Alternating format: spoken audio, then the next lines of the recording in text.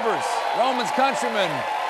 My next guest tonight is a musical artist who's won 5 Grammys and an Academy Award. Next week, they begin their To Be Free New York City residency right here in Brooklyn. Please welcome back to The Late Show, Sam Smith.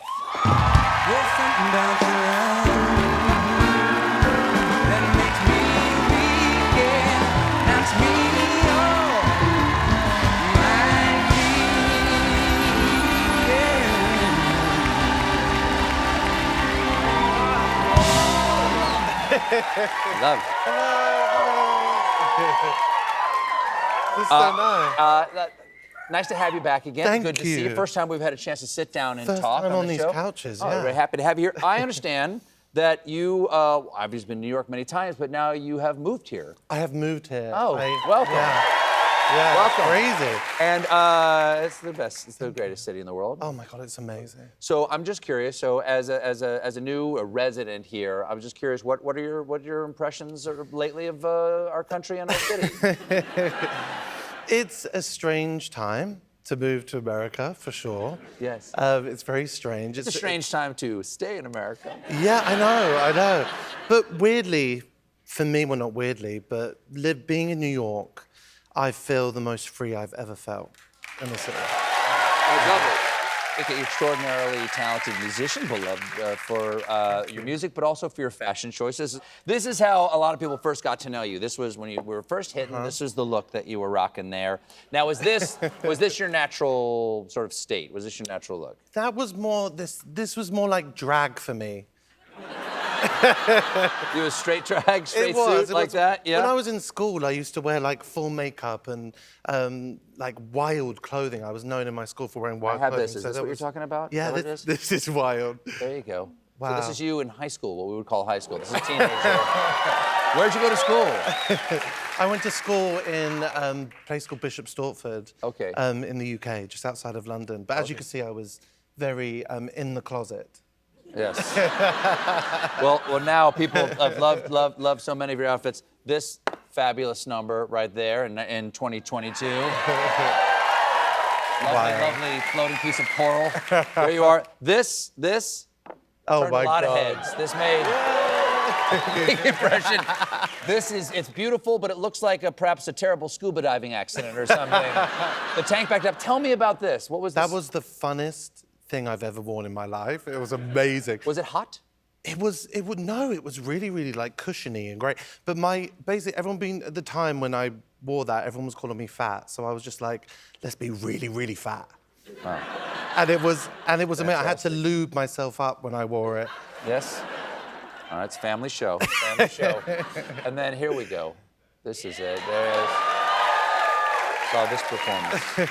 I had fun. It was a fun few years. It was nice to add some color into the wardrobe. When did you fall in love with music? When did you say, oh, this is what I would like to do with my life? I don't know. I mean, I had this amazing singing teacher growing up who taught me how to sing when I was like 8 years old. And then she also released music and wrote albums herself. Her name is Joanna Eden. And she, watching her do it, I was just like, that's what I want to do. I want to travel and I want to sing stories from my life. And I just aim to do that. I understand. I heard that your dad had a big influence on your music and your musical taste. Yeah, my dad was a huge supporter. He worked me hard. Every time I came home from school, we'd do an hour of singing while he cooked the food. And I'd sing in the kitchen. And then if I hit a bum note, he would stop cooking and he'd make me start the song again. And he really, Joe, it was amazing because he also sat there and he cried when I sang, and he was such a tender man. Oh, that's lovely. When, so people struggle for many years before they make it. When did you think to yourself, oh, I've hit a level that I hadn't expected or that I'd wanted to achieve? It was much later in my career, actually, because the first 3-4 years of my career was so crazy. And I have this one memory of this arena in Montreal. I think it's called the Bell Centre. And my first time I performed there, I sold it out and I was just, I can't believe this. But going back there 7-8 years later and, in my blow-up outfits and stuff, fully being myself and still being able to sell out that room, that was my moment where I was like, Well, talking about selling out the room, you've got new music coming and a residency in Brooklyn starting next week as part of you To Be Free New York City. What can people expect? Are we going to cry? Are we going to dance? Are we going to dance till we cry? What do we do? Well, first of all, please come. It's in a place called the Warsaw in Brooklyn, and it's a 1,000 capacity venue, and it's smaller than my shows I've done over the past 6-7 years, and it's just me and friends, and they're banging wood, and I'm singing. It's very simple. Fantastic. And then you've also got a residency going to San Francisco too after that, aren't you? Yes, I'm going to San Francisco and opening up the incredible Castro Theater in San Francisco, which is amazing. Some of your most popular music are very emotional ballads. Do you ever get emotional listening to your own music? Do you ever cry? I have in the past, but I've been working on a project right now, and for the first time I'm in love, like fully in love with someone. And so I cry even talking about it, but singing love songs for the first time and actually meaning it, that makes me cry. Oh, that's extraordinary. That's lovely. You've worked with some legends, Streisand, Madonna, Keys. Okay, who's still on the dream collaboration list?